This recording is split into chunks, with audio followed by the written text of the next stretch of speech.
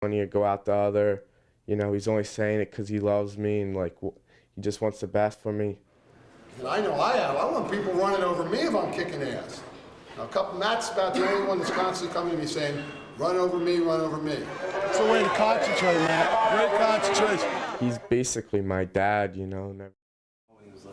Well, he used to go with his dad to practice. He'd travel on the bus with them.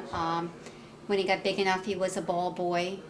And so he was exposed to football from a very early age and always wanted to be a part of it. My approach to him, was pretty demanding. And a Virginia defensive back named Mike Pettin had 3 interceptions, including one in the end zone with a minute to go to seal the upset. Mike is so competitive, but Michael's his son, and he loves his son dearly. And I'll tell you what, nobody had a relationship. When Michael played for us at West, it was total turmoil. I coached him. He's very durable, handles pressure, and that's because he had to put up with me. Usually fathers are tougher on their sons when they coach them than the other players. They don't want to show favorites. And I think you're more inclined to take out a frustration on someone that's a family member versus someone who isn't. He would get critiqued in the car, going into the house, at the dinner table. And anytime I could, grab him, so he found his way to a room and, locked the door. Senior and I were coming home and having arguments at the dinner table that she stepped in right away and said, either the football goes or I go. Things quieted down after that. But this guy here is not a dumb one. He would just pull the car over before we got home and let me have it then. Is he as good a grandfather as he is a coach? Definitely. Reserve judgment on the father part, but grandfather, yes, definitely. I was especially tough one. If I had to do it over again, I'd take a different approach. A few things withstanding, like to raise my kids pretty much the same way. I had to qualify Not that. too many trips to the woodshed. He's been talking about retiring, I think, for the last 10 years. Every year is his last year. But then, come spring, he never makes that decision final. He said, I wouldn't make that decision final, but the way I'm feeling now is this will be my last year. Okay. And then he comes back the next year, and the next year, and the next year. He'll know when it's time. Yeah, you heard Bacciati. I know you know about that already, probably, right? Bacciati opened his mouth. Classic Bacciati. He's like, yeah, they suck. The only reason they beat teams is, because we played a team the week before and we kicked the shit out of them, and they just don't want to play it the next week. So, I don't even think we should have to play them. And Dustin was like, I'm shitting on your team. I'm gonna shit on their field. I'm gonna shit on their coaches. So that all got back to their whole team. Hey, Dustin! Come here a minute. What did you tell the ESPN guys here that day when they were asking you about North Penn? I mean, what did you Say anything. You didn't say anything. You didn't badmouth North Penn, I hope? No, I was one of those moods where I didn't really care. Yeah. Like, so what do you think about 2 weeks? Just started joking on. Bacciati's ugly! That's why I don't like him. He's ugly. Oh, I heard they're talking some mad shit. Well, we got their number. They're solid. All right, bulletin board material. You're going to talk to a lot of press. Now, I understand, Bacciati, you've already given these guys all kind of bulletin board material. Evidently, the CB West tradition doesn't mean much. We've preached for years. Keep your mouth shut. Now, maybe you're one of the few that can back it up. Okay? But your ass is, you're a marked man. It's fun, it's exciting, but it's also very difficult. And now that they've played 3 times and West has won 3 times, does it get you feeling, gosh, I hope Michael wins one game? No. But I have to say, if Michael's team does win, I think his father will be happy for him, because I think it's very hard for him knowing that his son's on the other side. Yeah. So I think his dad would, don't you think he would have it? I think he would be fine with it. I think he would be all ready. But I know a part of him would be very proud of Michael if that does indeed happen. And I think whichever team advances, the other family, Michael's family, were at all the playoff games and at the state championship game, and if the positions are reversed, Mike and I will be at every playoff game and hopefully the state championship game, supporting them. Hey, she wants Junior to be successful, but maybe after I retire. You know, you couldn't have written the script any better. Junior's pumped up. Well, you should be pumped up. I was there yesterday. What, I was there. He's what going has to he got shock to the lose? world, man. How do you live and die during these games? What do you do to keep yourself in check? I don't handle it well, I have to admit. What about this week, Joyce? What goes on the week of the game? Well, I think both coaches purposely avoid each other this week. There may be a conversation or two over the phone, but there are no family get-togethers this week. It's all business. It's all business. There you go, Pichotti. What kind of bull crap is that? You're closing down when there's no need to close down. Over here, Servy. Shake the rust off. Push it. Beep. You know, putting you on that guy is like sending a poodle after a German Shepherd.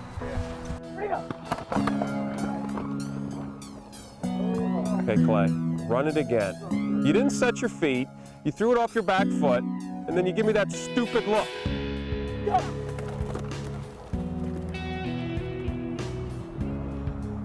If that's wide open and you overthrow it, you better go for the damn nearest exit. You know, you get the feeling that, you know, I get it, that they've had their success, whether you want to call us the new kids on the block or whatever you want to call it. I mean, we feel like it's our turn. You try and pretend like it's just another game, but it's the season for both of them. But I was quite a celebrity at the hospital today where I volunteer. Everyone coming in the gift shop, oh, I saw your picture in the paper. It was pretty exciting. Well, you know, it's funny. Junior called me up today and he said to me, well, here's your starting lineup. And he started naming guys. But he named exactly who was going to start. He was trying to play little mind games with me. I feel like I get keyed on a lot. Yeah, but, I know they're going to be probably hunting for me this game. You know? Yeah. I mean, I made some obscene comments. Just joking around, but it's fine, man. I don't really care too much. I plan on giving out punishment. Normally I wake up like 4:30 and come down, and you know it works out because I'll have a cup of coffee, and you know the paper comes about 4, one of them anyway. But 2 was like, okay, what do I do here? You know, I wanted to go back to bed. Well, I got the North Penn scouting report, so you know, I still have a lot to do.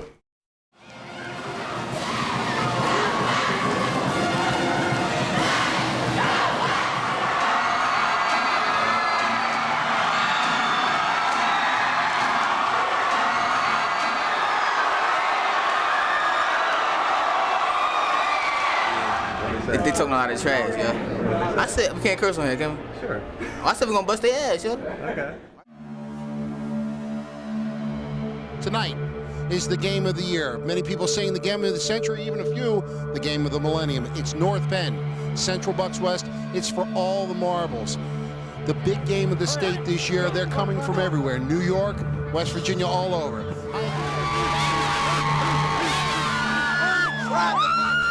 Am I right? The Bucks Let's go. It's coming down to us right here. 1-3, kick ass. 1, 2, 3, kick ass!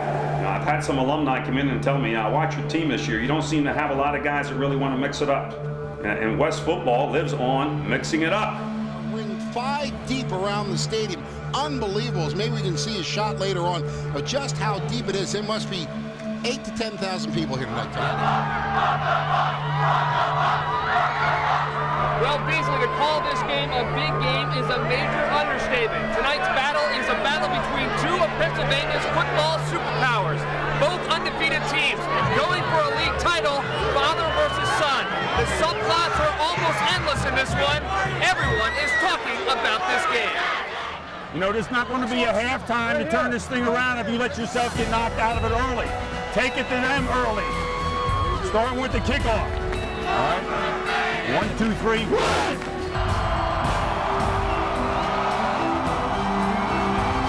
It is a high, short kick. to his left side. It is a handoff to Johnson. He's got nothing. Angelo Polino on the tackle. Let's run an eye blast at the suckers.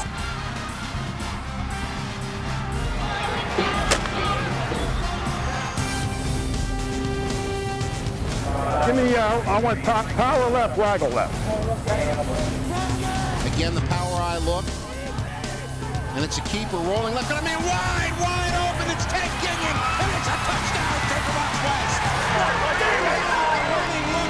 Ginion just broke wide open. And the Bucks have gone first blood.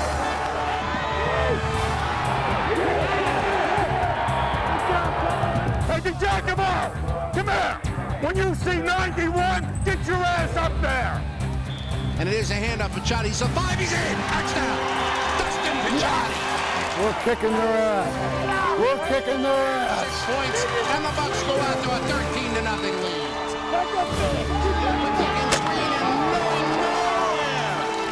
I'll tell you what, Kukla's still down. He took a shot after he threw that ball. I know Mike Pettin Jr. is holding his breath right now. And that will end the half. The Mighty Bucks of Central Bucks take over the halftime locker room, leading 14-0.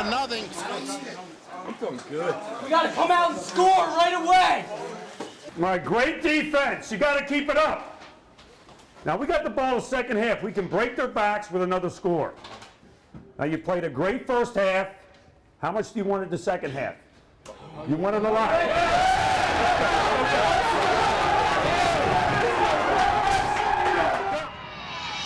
Back to pass off play action. Got a lot of time. Throws the ball deep. He's got a man downfield. It's caught by Aaron Thomas, and he's inside the 10. Let's go, West. Who's got it?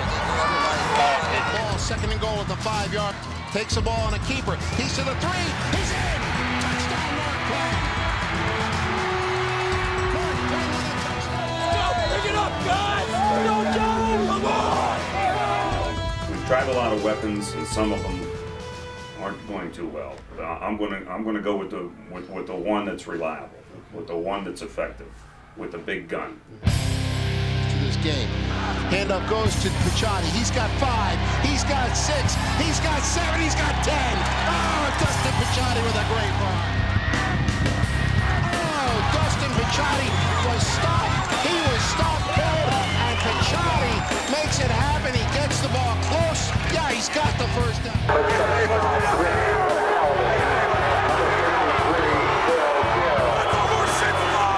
Tonight, they have been hitting. This game has lived up to every bit of the hype.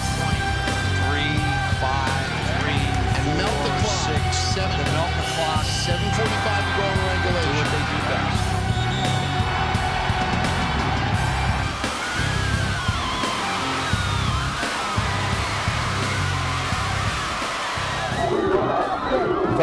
Hopefully we'll take care of business. We'll see you in a couple of weeks. All right, just win the next one, all right? Central Bucks West wins the Suburban One Championship, Suburban One National Championship. They will go into the playoffs, the #1 seed in the state. It's very bittersweet. You know, I'm proud of my team.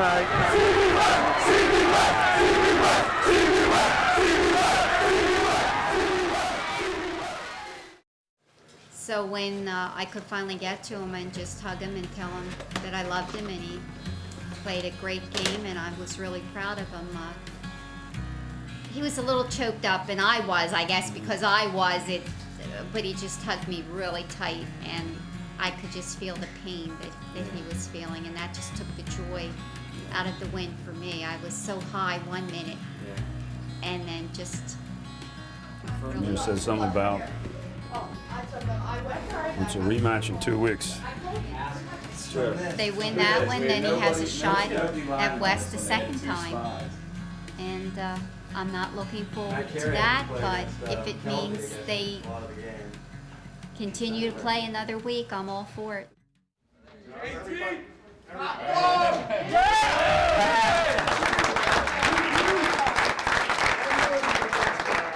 So enjoy this fantastic victory under a lot of pressure. A physical game, and you won the physical battle. So go upstairs, see your parents, enjoy it, be congratulated.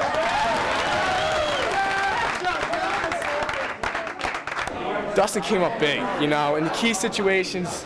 There's not another player I'd trade him for in the country. I mean, some of the runs he had was unbelievable, you know. I mean, they were holding on the ball. He was dragging people. I mean, he's the top dog. That's all I got to say about that. He had some excellent pickup blocks. Something's happened to him, whether he's getting a little better. Did you see him running today? He's a different guy today. Running in the weight room. Talkative, joking in here. Oh! And that's what we need. We're feeling pretty good about ourselves. You know, a lot of stars, a lot of nice awards. None of this will help us next week. So come down out of the clouds by tomorrow. I shut him down.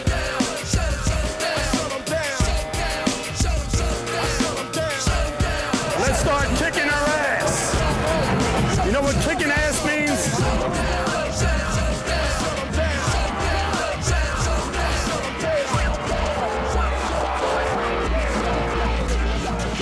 Turn it up.